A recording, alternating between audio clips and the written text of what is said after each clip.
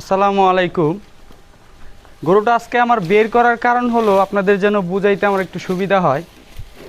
যেমন ধরুন এই পাওটায় কিন্তু ভর কম দিতেছে ও, যখন হাঁটে সে এই পাওটা একটু টাইনা টাইনা হাঁটে।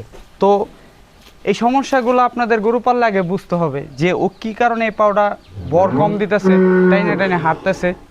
তো আমি আজকে আপনাদের এই সমস্যার সমাধানটা দিতেছি। যদি এটা না জানেন আপনারা কিন্তু ডাক্তার নিয়ে আসবেন, অযথা 1800 টাকা বীজের দিবেন। যেমন পাওটা যদি আপনার টাইনা হাঁটে, আগে প্রথমত আপনি দেখবেন পাওটা কোনো রকম কোনো ফুলছে কি না। যদি ফুলে তাহলে কিন্তু আর রোগ আরেকটা।